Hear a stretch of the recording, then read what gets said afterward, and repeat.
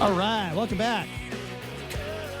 It is the Vegas Take, Sharp and Shapiro. So glad you could join us on a Wednesday. So I enjoy going to a lot of shows, and living here in Las Vegas, we have the luxury of the best entertainment in the world. I don't think that's a step, overboard. I mean, we do. Whether you like Cirque du Soleil, whether you like magic shows or comedy shows, concerts, some of the best musical acts in the world. I've had the opportunity to see Elton John. I've seen all the Cirque shows here. Like I said, I love a city with options, and there's no question about it. Las Vegas has the options. I mean, you want to talk about whatever your genre, whatever you like. If you like strip clubs, you could go to strip clubs. If you like alternative rock music, you could go to an alternative rock show. If you want to see Elton John or Celine Dion. I mean, there's so many options in this town. So there's a great concert coming up Friday night. I wouldn't miss it for the world. Three of probably arguably the most talented alternative rock bands that came out in the 90s. That would be Bush, Our Lady Peace, and the band Live. Their album, Throwing Copper, was the #1 position on the Billboard 200 album chart in 95, 52 weeks at that position. And that album sold so many. It was just unbelievable. And like I said, they're coming to town Friday night. Lead guitar player of that band is Chad Taylor, who joins us now on the line. Chad, thanks so much for being here, man. How are you? Hey, man, I'm doing awesome. How about yourself? I'm doing great, Chad. I appreciate you taking some time to join us. First of all, how's this tour been going, right? You guys have been on tour with Bush and Our Lady Peace for a while now, and you're going to be hitting up Vegas Friday night. How's it been going? The tour has been incredible. I know it was about 3 weeks ago we went over 200,000 tickets sold for just the North American tour alone. So it's been insane. I know for me, I'm home right now on a quick break. I fly out tomorrow actually to Vegas, and this is the first time I've been at my house since May. So what is that? Been really gone for a long time, and it was good to get home. But I'm rested now. I can't wait to get back out and start playing the shows again. I wanted to ask you about that, the life of a rock star. You've been doing this for so long, right? 25 plus years, longer than that probably. This is my 30th year in this formation of the band with all four boys. That's incredible. So we're at 25 years, I think. It's the 25th anniversary of Throwing Copper. So Mental Jewelry would have come out a couple years before that. So as the Live moniker, it's like maybe 28 years or something like that. What is that like? I mean, living in a tour bus, living in hotels for long periods of time, missing your family, your kids, your wife. I mean, is that something you ever get used to? Gee, Brian, now that you say it like that, I'm starting to think maybe I don't have the most glamorous job in the world. I didn't mean it like that. Well, okay, so let me say this to everyone that's listening, because I have, there are tons and tons of young people that come up to me and, they want to lead the life of Riley like I have, where you're on stage and you're performing your songs and doing your art. And what I explain to people all the time is there's a massive sacrifice that comes along with it, which is some of the stuff that you mentioned. The travel is, we travel really nice with Live. We're fortunate with that, but it's still traveling. It's still hard nonetheless. And that's really the job, is the hardship of the travel and being away from home. My children are now, I have all girls, they're 16, 18, and 21.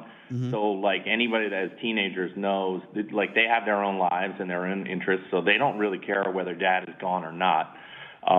It's probably my wife, and quite frankly, I think she likes the peace and quiet that comes now with three teenage girls kind of out of the house and dad gone. Right. So I think I'm at a new phase in my life where I'm starting to really enjoy being on the road. Live, obviously, in this format, we took an 8-year break. So it just feels so good. We're 3 years back into our reunion, and man, it still feels so great every night to have the boys, to have all my great friends around me. And then to see the fans, and for anybody that doesn't know the history of Live, I think this is our third decade, right? So we have now fans that are showing up that are grandparents bringing their grandchildren to watch us play. That's awesome. We have parents who are bringing their children out to see us play. And there's like whole new generations of younger people who would normally be listening to like Post Malone, as they should be, experiencing a rock band. And there are very, very few rock bands like Live around anymore. There's it's as real and authentic as rock and roll can get.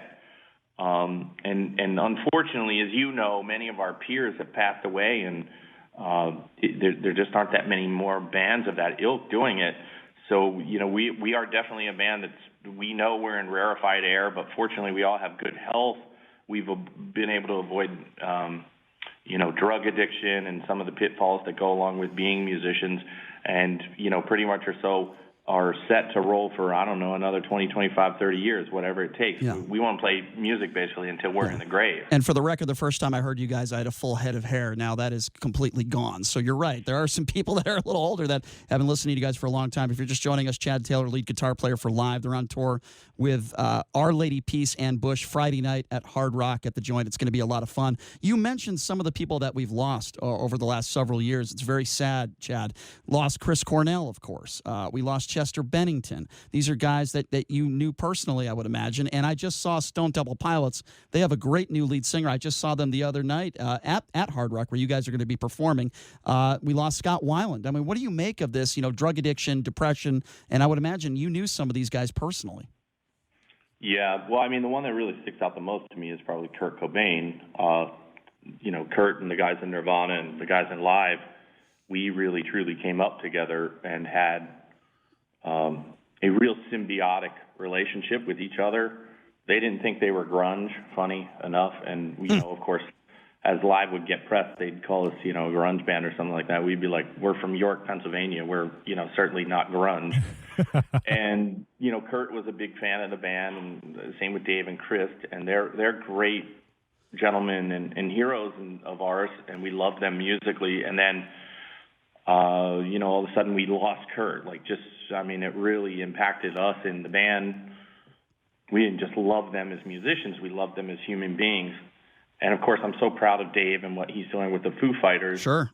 And it's amazing. And then, I don't know, the last time I ever, hung out with Chris Cornell, I remember I was in Dublin, Ireland, and the guys from U2 sent, I don't know how many, they sent, let's say a dozen cases of Guinness to the backstage area of an Audio Slave show. Wow. And, Chris was sitting there trying to be sober, and he's like, will you please drink some of this beer? I feel terrible. I can't drink it. Wow. And I just remember asking him at the time, how are you doing? How you doing life? And he was like, touring is still hard. And he was sort of mentioning to Ed at the time and questioning why in the world he wrote so many of the songs in a high register and a high key. He was like, I wasn't envisioning singing these songs, later in life. And he seemed, personally, to be in a really good space and good mental health. And I can't say I really knew Chester Bennington that well. I've met a couple of the other guys in the band. Right. And then, of course, you mentioned Stone Temple Pilots. And in fact, it was probably right around the time when Weiland died, I really decided in my spirit that I needed to get Ed back in my band and back in my life. Really? So that was the big reason behind that. I didn't know that. Yeah, well, it had a lot to do with it. There were two key moments, really, was I hate selfies, but I literally took a selfie of myself inside the Boston Garden. I was watching U2 on stage, and I was reminiscing of selling out the TD Center with Live, and I was, watching my childhood heroes on stage in U2, and I was like, wow, I'll never do this again without Ed. And I remember I took a picture of myself because I wanted to remember the moment that I had decided in my spirit that I was going to get him back somehow. This is an interesting story, though, and I don't think a lot of people understand this. But yeah, all four of you guys, original band members, you grew up together in junior high school. You formed that band around that time together. And then there was some, and we don't have to get into the specifics of this, but you guys had a falling out with lead singer Ed Kowalczyk. There were rumors circulating that, he sold some of the, some of the ownership to some of your catalog to some of your songs. And you guys had this big falling out, right? And can you tell us what the relationship is like now? And I don't know what type of out-of-court settlement you guys had, if at all, but are you guys still on as good terms with you and all the band members with Ed as before, or do you say to yourself, well, it's never going to be the same, but let's just go forward now because this is what we need to do? So do you remember back when I was trying to tell young people about the advice about, it's not all glamorous and it's all that stuff? Sure. What I'd probably say is that if I could take myself now and go back a dozen years or 10 years or whatever and give myself advice now, the first advice I give myself is I would say never trust an attorney that tells you to sue your best friend. Yeah, that's great advice. Okay? So let me just start by there, right? So human beings, we're all fallible and we all make mistakes, and of course we all have Brian's our own perfect. version of ego, and we have our own way of posturing and putting ourselves in a position where you can feel defensive about whatever you feel like you need to be defensive at. Just look at today's politics. Sure. Right? So I look back, and it's really funny. I actually literally laugh about it. I sat down with Ed at a bar, and I mean, I'm not joking. We've like literally giggled, just like literally over the absurdity of, I don't know, being a musician, of, I don't know, the kind of just, I don't know, infant-like maturity or lack of maturity that we had probably at that time. Yeah. The best thing that ever happened to Live is that we broke up. I'm not joking either. It is the very best thing, because my love, my appreciation of all four members of this band is at the highest level it's ever been. Ed Kowalczyk has always been one of my very, very closest friends, and it's back and it's better than ever, and the camaraderie and the friendship amongst Chad, Patrick, Ed, myself is, I mean, when I kid you not, the very best it's ever been. And anyone that's seen the band perform over the last 3 years since we reunited, it shows on stage so much. I can't believe how much better we are at performing the songs. I mean, it's just unreal. I can attest to that. I've seen you guys probably about 30 times, so I can definitely attest to that. I wanted to ask you a little bit about Dennis Rodman, because I know that Dennis Rodman has always been a big fan of you guys, and I know that he's been on stage with you guys a few times. I love Dennis, but let's call it for what it is. He's been a controversial figure over the years. Can you talk a little bit about your relationship with him? Well, you know, Dennis is like one of those amazing, like, guru-level people. He's always pushing some button that you think is absurd to be pushing on. And he has constantly defied the norms of sports, and I think now the norms of society. He is definitely an outside-of-the-box kind of guy, a one-of-a-kind human being. You know, it's so interesting. You brought up Dennis, but just recently I retrieved some jerseys that Dennis gave me over the years. I have a signed San Antonio Spurs jersey and then a game-worn Chicago Bulls jersey. And, like, literally I was digging this stuff out of a basement because I wanted to hang it up in my office because I was going, you know, it's pretty cool stuff. I ought to have it around. But thinking about the longevity of our relationship and also Dennis's devotion to Live and really understanding what Live is all about. First of all, he's just a huge fan of Chad Gracie, our drummer. He you know, he always says, he was the Chad Gracie of basketball, or something, vice versa. I like that. And part of it is just about energy, having energy. Dennis used to put the same amount of energy in the first minute of a basketball game and then in the 48th minute. And then I was lucky enough to be with Dennis post-basketball games where he would go into a 75-minute workout after the game. I mean, I've never seen a human being with the amount of physical energy and capacity as Dennis. And then the other unique thing about him is that his general joy of life, like, he can find joy in most things, but he's also at the same time, like, somewhat emotionally labile. I mean, you know, the guy can't get through an interview without breaking into tears because he wears his heart on his sleeve. That's true. In a way that most athletes don't. Well, to me, that's the part of him that was meant to be a musician or a songwriter or an artist. And let's face it, a kid that was, you know, grew up in the ghettos of Dallas and, you know, was homeless, you know, his odds to have a guitar or have a voice or sing or do something like that were probably slim to none. Right.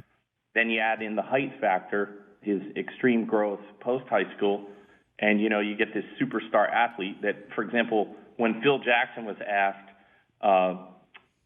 who the greatest athlete he ever coached, he said Dennis Rodman. And mind you, this is a guy that coached Shaquille O'Neal, Kobe. Dennis Rodman, and Kobe Bryant. Mm-hmm. And Michael Jordan. And, you know, the reporter basically kind of looked like aghast. Well, how could you say that? And he said Dennis was a better athlete, natural athlete, than all those guys combined.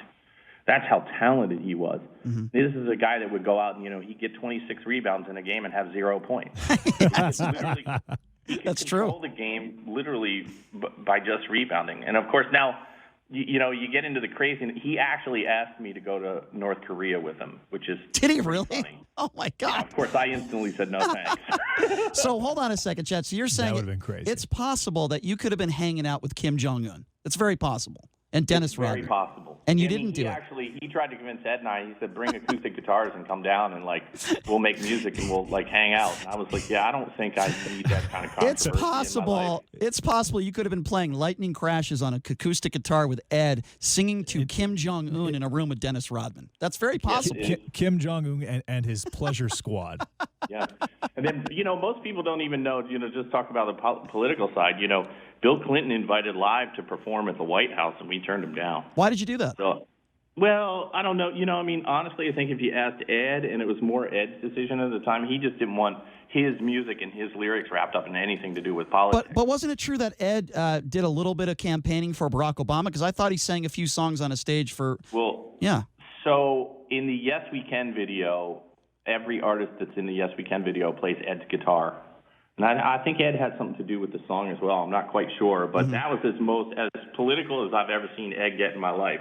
Wow. Because if you really, I think Ed's take on politics is very much like mine, which is there are no blues and reds. It's all one team. They just have you convinced there are two teams.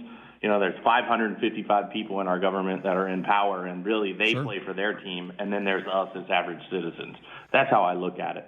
No, that's fair. I wanted to ask you There's because a lot of fighting for the gavel of power. Don't get me wrong, but still, it's not really. And by the way, as divisive as they might seem, I always want to remind everybody, whether you're a blue or a red, a divided nation is easy to control. A divided populace is easy to control. Totally agree. I look at it this way: my job is to be a United States patriot. I love my country.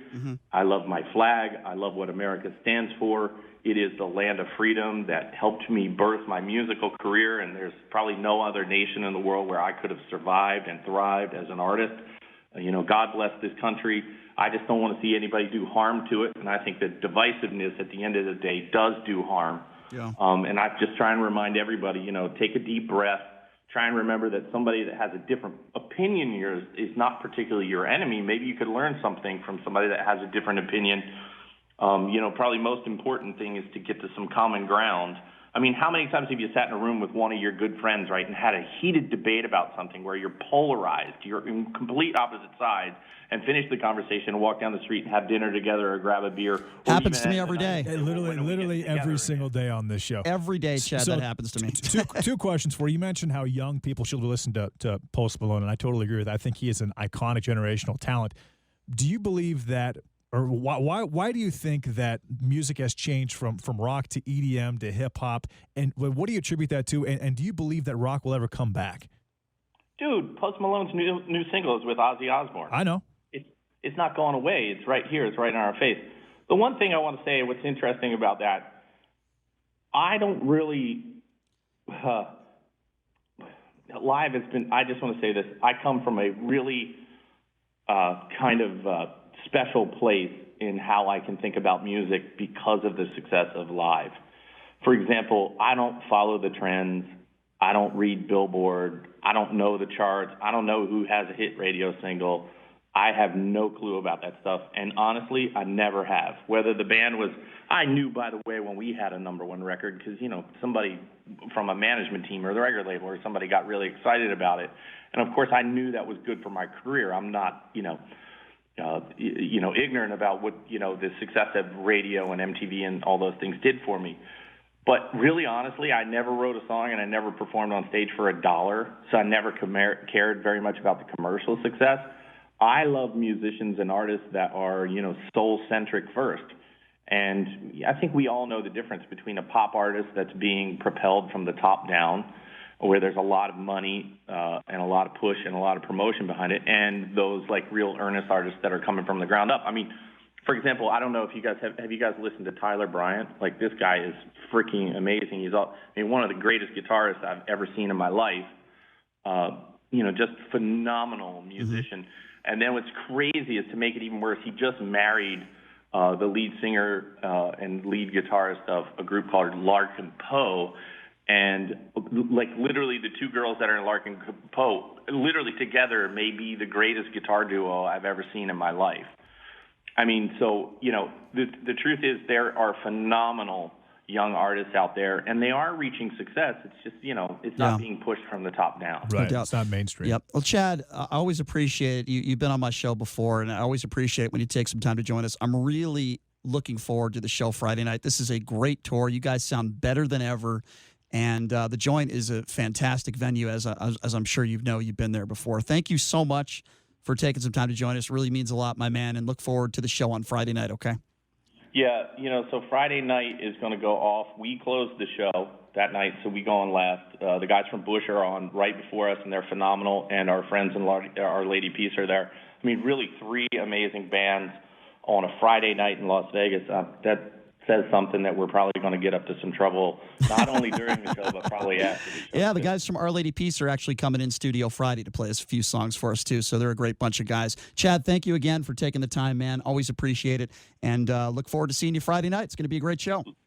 Love the support, guys. Thank you so much. All right. We'll see you then. Thanks, Chad. Yeah, thanks a lot, Chad. All right, there you go. It's Chad Taylor, lead guitar player for the band Live. That's going to be a fun show, and that's going to do it for us. We'll see you 21 hours from now. And same time, same place right here. Thanks for joining us, everybody. The legend Sean Hannity is coming up next. Thanks for joining us, everybody. Have a great day.